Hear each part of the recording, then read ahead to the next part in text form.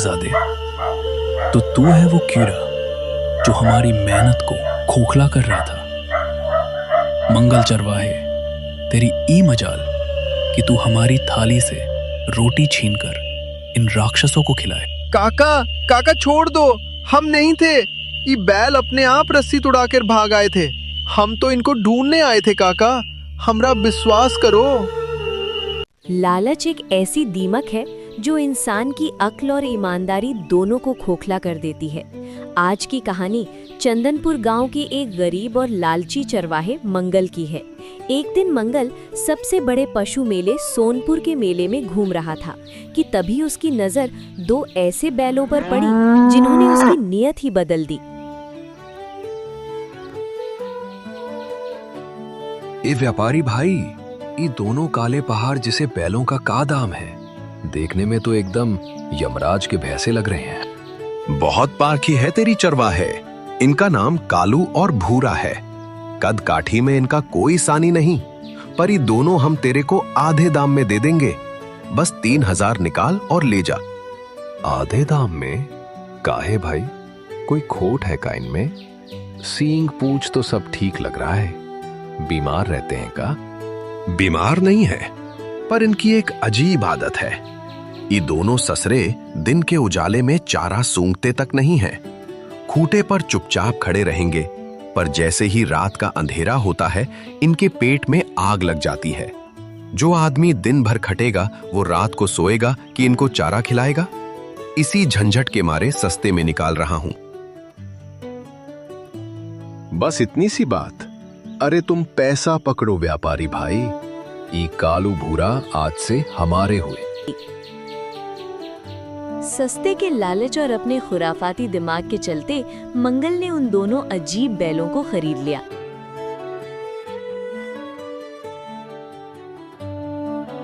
खुशी खुशी वो उन्हें लेकर अपने गांव चंदनपुर पहुंचा, लेकिन रात के अंधेरे में उन काले पहाड़ जैसे बैलों को देखकर उसकी पत्नी गोदावरी के होश उड़ गए।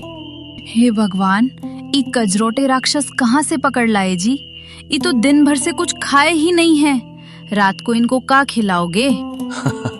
अरे बावरी गोदावरी, ये सीधे बैल नहीं, हमारी किस्मत की चाबी है। इनको हम अपना चारा खिलाएंगे ही नहीं। का मतलब हवा पीकर जिएंगे ये दोनों? हवा नहीं, ये गांव वालों की हरी भरी फसल खाएंगे। मैं रात के घुप अंधेरे में चुपके से इनकी रस्सी खोल दूंगा। सारा गांव सोता रहेगा और ये दोनों रामदीन के खेतों में घुस के छक के चरेंगे। मती मारी गई है तुम्हारी? ये तो चोरी है, पाप है। पकड़े गए तो गांव वाले खाल उधेड़ देंगे हमरी। चुप रह, कोई नहीं पकड़ेगा। कालू भूरा इतने चतुर हैं कि अंधेरे में पत्ता भी नहीं खड़कता। पेट भरते ही मैं सीटी बजाऊंगा और ये वापस खूंटे पे आ जाएंगे। हमारा चारा भी बचेगा और बैल भी मोटे होंगे। घमंड इंसान की आंखों पर ऐसा पर्दा डालता है कि उसे सामने खड़ी तबाही भी नहीं दिखती। इधर मंगल अपनी चालाकी पर इतरा रहा था और उधर खेतों की बर्बादी से परेशान गांव की किसान चौपाल पर इकट्ठा हो चुके थे।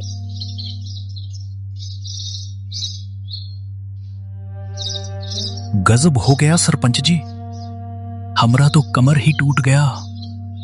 कल रात किसी ने हमरी आधी बीघा मटर की फसल एकदम चकाचक साफ कर दी, जिसे खेत में हंसिया चल गया हो।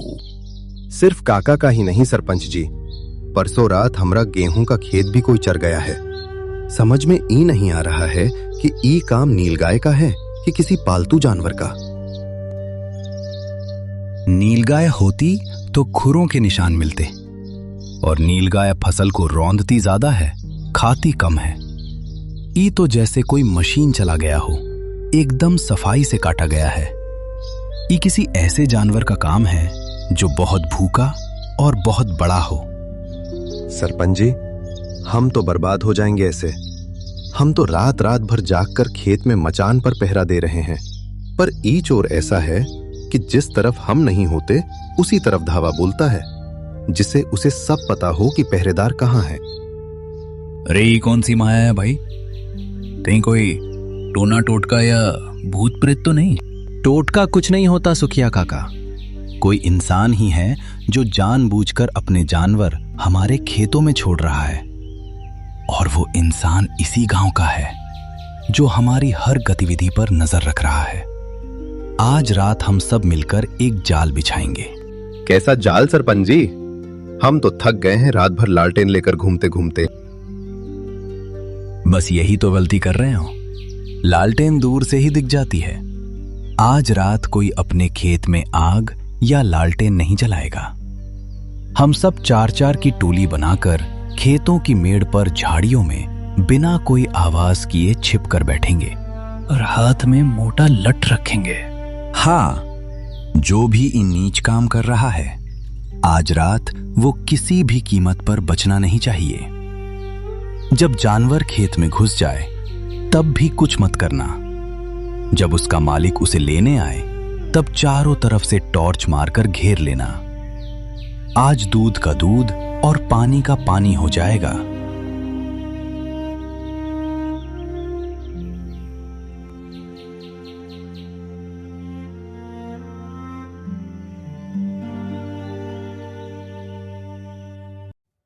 रात का अंधेरा घिरते ही मंगल फिर से अपनी खुराफात में लग गया। उसे इस बात का बिल्कुल अंदाजा नहीं था कि आज गांव वाले सो नहीं रहे, बल्कि उसका बेसब्री से इंतजार कर रहे हैं। शाबाश मेरे शेरों, आज दिन भर तुमको भूखा रखा है। पता है ना काहे? क्योंकि आज हम चलेंगे सरपंच जी के गन्ने के खेत में। हाँ हाँ, धीरे, कोई आवाज नहीं। देख कालू, तू और भूरा आज एकदम शांति से घुसना। सरपंच का गन्ना बहुत मीठा है रे, खूब छक कर खाना। पर जिसे ही हम सीटी बजाए, सब छोड़ छाड़ कर उल्टे पांव भाग कर घर आ जाना। मंगल दोनों बैलों की रस्सी पकड़कर दबे पांव खेतों की तरफ बढ़ा। उसे लगा कि आज भी हर रात की तरह सन्नाटा है, पर यह सन्नाटा किसी बड़े तूफान से पहले की शांति थी। आज तो गांव में एकदम सन्नाटा है। ससुरे सब थक कर सो गए होंगे। लालटेन भी नहीं जल रही है किसी मचान पर। साला बहुत हुक्का पीता है ना चौपाल पर बैठकर सरपंचवा। आज उसका सारा गन्ना मेरा कालू भूरा चबा जाएगा। खेत के किनारे पहुंचकर मंगल बैलों की रस्सी खोल देता है। लो बेटा कालू और भूरा, घुस जाओ अंदर। हम यहीं बबूल के पेड़ के पीछे छिपकर बीड़ी पीते हैं। कोई आहट मिली तो हम खटखटा देंगे, तुम लोग निकल लेना।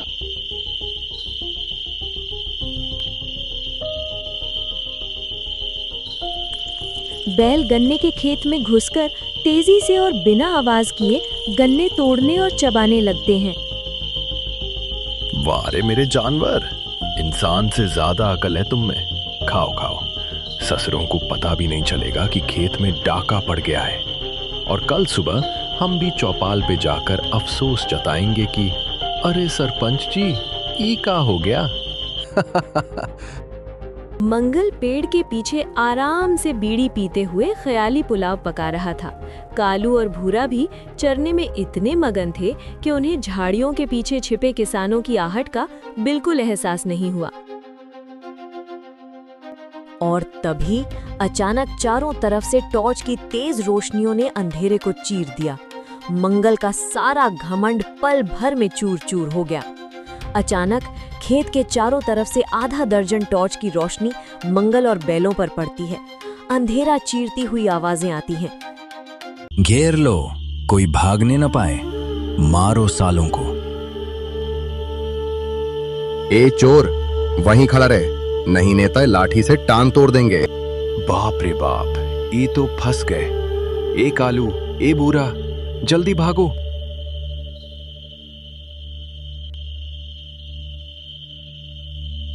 हरामजादे, तो तू है वो कीड़ा जो हमारी मेहनत को खोखला कर रहा था। मंगल चरवाहे, तेरी ई मजाल कि तू हमारी थाली से रोटी छीनकर इन राक्षसों को खिलाए। काका काका छोड़ दो, हम नहीं थे। ये बैल अपने आप रस्सी तुड़ाकर भाग आए थे।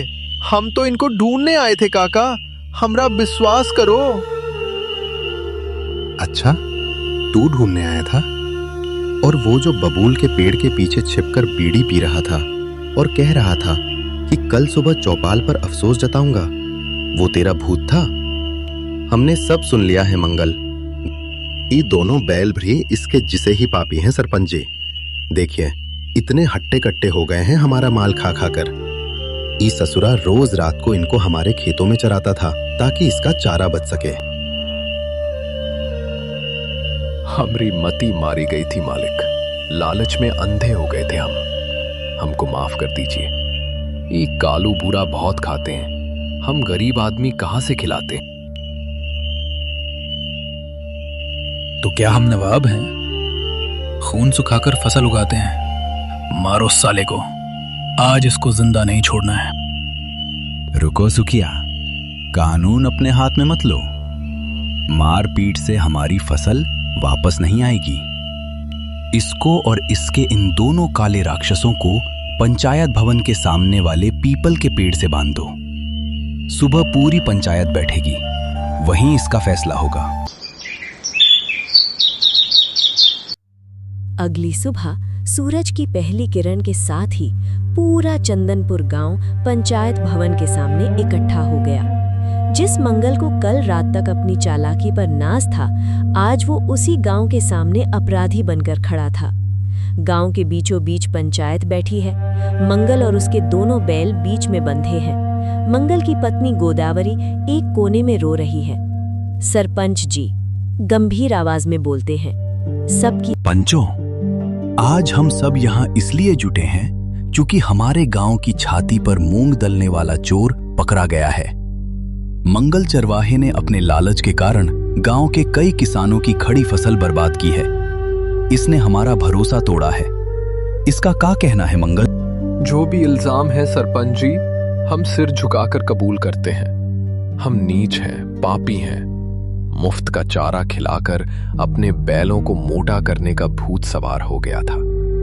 गोदावरी हमको रोकती थी, डांटती थी, पर हम लालच में अंधे हो गए थे और किसी की नहीं सुने। मेरे पति से भारी भूल हुई है पंचो, पर हम बहुत गरीब हैं। अगर आप इन्हें जेल भेज देंगे या गांव से निकाल देंगे तो हम तो भूखे मर जाएंगे। कुछ रहम खाइए, हम आपके पैर पड़ते हैं। रहम? जब हमारी फसल उजड़ रही थी तब इन बैलों ने या इस मंगल ने हम पर रहम खाया था। आज मेरे घर में बच्चों को खिलाने के लिए गेहूं नहीं बचा है। पंचायत को सख्त से सख्त सजा देनी चाहिए। जी बिल्कुल, हमरा तो मटर का पूरा खेत चौपट कर दिया। पंचायत या तो हमरा नुकसान भरवाए या फिर इस मंगल का झोंपड़ा नीलाम करवा दे। शांत हो जाइए सब लोग। पंचायत का काम न्याय करना है, किसी को भूखा मारना या बेघर करना नहीं। पर जिसने पाप किया है उसे सजा तो भुगतनी पड़ेगी। मंगल, तूने गांव का जो नुकसान किया है वो हजारों लाखों का है। तेरे पास तो फूटी कौड़ी नहीं है, भरपाई कैसे करेगा? आप जो हुक्म देंगे सरपंच जी हम करेंगे। आप कहेंगे तो हम जिंदगी भर आपकी गुलामी करेंगे। कोल्हू के बैल की तरह जुतेंगे, पर हमको गांव से मत निकालिए। हमरा ये मिट्टी से मोह है। ठीक है, तो पंचों की सहमति से पंचायत अपना फैसला सुनाने जा रही है। सब ध्यान से सुने। सबकी सांसें अटकी हुई थीं। कोई सोच रहा था मंगल को गांव से निकाल दिया जाएगा, तो किसी को लगा उसे पुलिस के हवाले कर दिया जाएगा।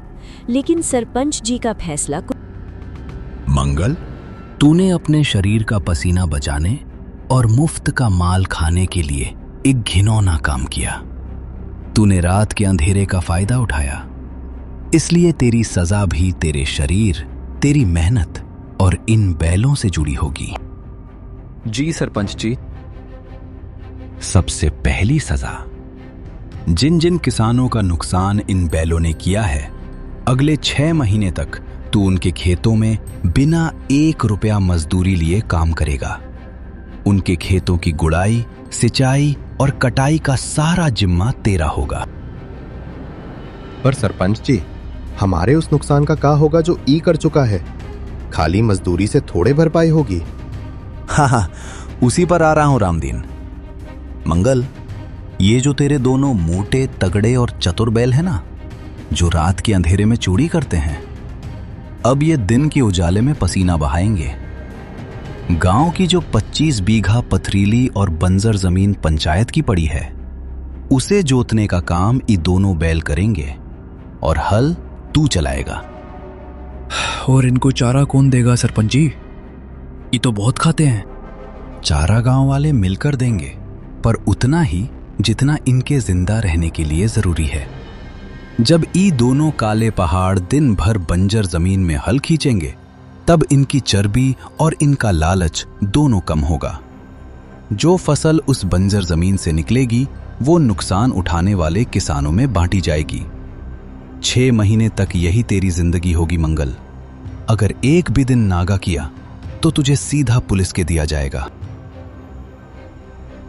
मुझे आपका हर फैसला मंजूर है सरपंच जी। मुझे सही रास्ता दिखाने के लिए आपका धन्यवाद। भगवान आपका भला करे सरपंच जी, जो आपने हमारे घर को उजड़ने से बचा लिया।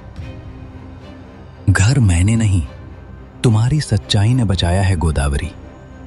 मंगल, कल सुबह सूरज निकलने से पहले तेरा हल पंचायत की जमीन पर होना चाहिए।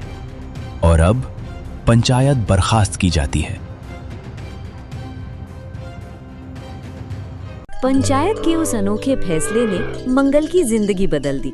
6 महीनों तक मंगल और उसके बैलों ने दिन रात एक कर दिया।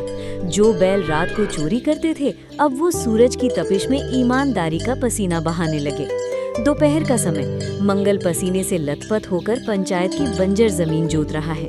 तालू और भूरा अब पहले जैसे मोटे और ढीठ नहीं, बल्कि मजबूत, फुर्तीले और सीधे दिख रहे हैं। रामदीन और सरपंच जी वहां आते हैं।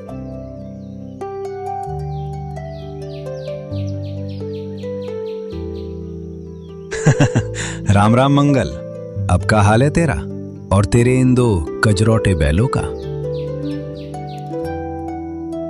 राम राम सरपंच जी, हाल एकदम बढ़िया है। देखिए, कालू और भूरा अब रात को चोरी करने नहीं भागते। दिन भर हल खींचते हैं तो रात को खूंटे पर जाते ही मुर्दे की तरह सो जाते हैं। अब दिन में चारा खाते हैं। और तू, तेरा लालच मरा कि नहीं मंगल? रामदीन भैया, जब इंसान के माथे से बेईमानी का पसीना टपक कर जमीन पर गिरता है ना, तो लालच अपने आप मर जाता है। इन 6 महीनों में जब मैंने आप सबके खेतों में दिन रात काम किया, तब मुझे समझ में आया कि एक किसान अपनी फसल को खून से सींचता है। मैंने बहुत बड़ा पाप किया था भैया। सरपंच जी प्रणाम। देखिए ना, ये तो अब रुकने का नाम ही नहीं लेते। आज 6 महीना पूरा हो गया है, सजा खत्म हो गई, फिर भी सुबह से हल जोत रहे हैं। हाँ गोदावरी, आज से मंगल आजाद है। मंगल, तेरा कर्जा चुकता हुआ। तूने अपनी भूल सुधार ली है। इस बंजर जमीन पर तूने जो सोना उगाया है, उससे सबका नुकसान पूरा हो गया। कल से तू पंचायत की जमीन पर काम करेगा, लेकिन मुफ्त में नहीं। पंचायत तुझे हर दिन की दिहाड़ी और बैलों का पूरा चारा देगी। ये आपका बड़प्पन है मालिक। मैंने एक बात सीख ली है सरपंच जी, मुफ्त का चारा बैलों को जानवर से राक्षस बना देता है, और मुफ्त की हराम की कमाई इंसान को शैतान बना देती है। अब ई मंगल सिर्फ हलाल की रोटी खाएगा। चल भाई मंगल, आज की दिहाड़ी खत्म कर। गोदावरी भौजी, आज रात हमारे घर से आपके लिए और कालू भूरा के लिए 1.25 सेर चरी और दावत का सामान आएगा। सुना रे कालू भूरा, अब मेहनत की रोटी मिलेगी। चल बेटा, घर चलें। दोस्तों, बेईमानी की कमाई इंसान को कुछ पल का सुख दे सकती है, पर सुकून हमेशा हलाल और मेहनत की कमाई में ही मिलता है। जो लालच में अंधा होकर दूसरों का हक मारता है, उसे एक न एक दिन ब्याज समेत उसकी कीमत चुकानी पड़ती है।